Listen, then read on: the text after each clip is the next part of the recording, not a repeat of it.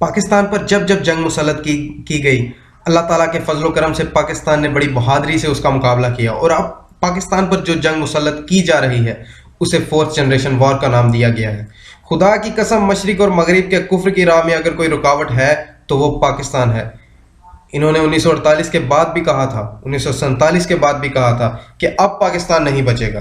اللہ کے فضل سے ہم بچے ہوئے ہیں۔ 1971 میں جب انہوں نے غداری سے ہمیں ضرب لگائی، انہوں نے کہا کہ پاکستان نہیں بچے گا۔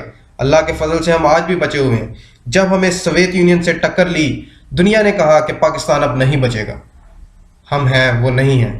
جب ہم نے ایٹمی پروگرام سٹارٹ کیا تو ہینری کسنگر لاہور آ کر تھریٹ کرتا ہے، "We will make a horrible example out of you." اللہ کے فضل سے we are still here and we will make an horrible example out of you. انہوں نے پاکستان پر سینکشن لگائیں کہ پاکستان اپنا ایٹمی پروگرام بند کر دے۔ ہماری 70 اور 80 کی جنریشن جو ہمارے سائنٹسٹ ہیں، ہماری تاریخ کا سیکرٹ آپریشن ہے یہ۔ پوری دنیا میں مسلمان بچے پھیل گئے اور اپنی زندگی تباہ کر دی۔ ہمارے سینکڑوں بچے ایسے ہیں، ہمارے سائنٹسٹ، ہمارے ISI ایجنٹس، ہماری ملٹری انٹیلیجنس کے ایسے افراد جو پوری دنیا کے اندر پھیل گئے تھے، ایٹم بم کے پرزے جمع کرنے جو پوری دنیا میں مارے گئے، اور ہم کو آج بھی نہیں پتا کہ وہ کن گلیوں میں، کن تاریک راستوں میں شہید ہوئے تھے، لیکن ٹکڑے ٹکڑے کر کے یہ چیزیں پاکستان پہنچنا شروع ہو گئیں۔ اور کفر کے پورے زور لگانے کے باوجود بھی الحمدللہ ہم 1980 میں ایٹمی طاقت بن چکے تھے، لیکن ہم نے اس کا اعلان نہیں کیا۔ اسرائیلی جو ڈیوڈ بن گورین نے ان کو نصیحت کی تھی کہ 1948 میں کہ پاکستان کی ریاست کو نہ چھوڑنا، جس طرح بھی ممکن ہو اس کو تباہ کر دینا، اور اسی وقت سے ہندوستان کے تعاون کے ساتھ پاکستان کو تباہ کرنے کی سازش کر رہا ہے اسرائیل۔ 1967 میں جو چوٹ ہمیں لگی جب اسرائیل نے بغیر کسی اعلان کے 3 ملکوں کی فضائیہ کو تباہ کر دیا، اور جب کسی ملک کی فضائیہ تباہ کر دی جاتی ہے تو اس ملک کا ڈیفنس تباہ ہو جاتا ہے۔ جارڈن، سیریا اور ایجپٹ کی بات کر رہا ہوں میں۔ خطرہ یہ پیدا ہو گیا کہ اب تمام مسلمان ملک اسرائیل کے قبضے میں چلے جائیں گے۔ پاک فوج سے مدد طلب کی جاتی ہے اور پاک فوج جاتی ہے، اور اللہ کے فضل سے اور اللہ تعالیٰ کے حکم سے اسرائیلیوں کو مار گرایا جاتا ہے۔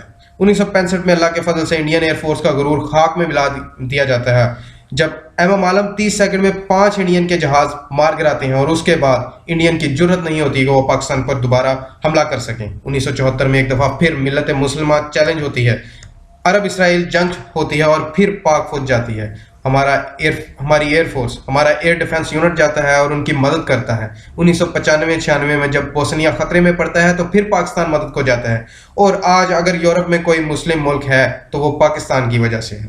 1981 میں اسرائیل نے عراق کا ایٹمی ری ایکٹر تباہ کیا۔ 1984 میں ان کا پاکستان کا ایٹمی ری ایکٹر تباہ کرنے کی سازش رچ رہے تھے۔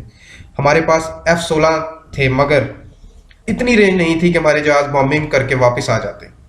پاکستان ایئر فورس کے پائلٹ سے پوچھا گیا کہ 1 وے مشن ہے، صرف اسرائیل پر بامبنگ کے لیے جا سکتے ہیں، واپس نہیں آ سکتے۔ Would you believe entire F-16 squadron had raised their hands, they are voluntary for them۔ 1998 میں جب نیوکلیئر ایکسپلوژن کیا، اللہ کے فضل سے انڈونیشیا سے لے کر موروکو تک مسلم دنیا نے چراغاں اس طرح کیا جیسے عید کا دن اس دن تھا، 28 مئی 1998۔ اس دن فلسطین کے بچوں نے اسرائیل کو مخاطب کر کے کہا، "Now we are nuclear power. Don't look at the stones in our hands. Just look at the bomb in Pakistan. We are coming after you."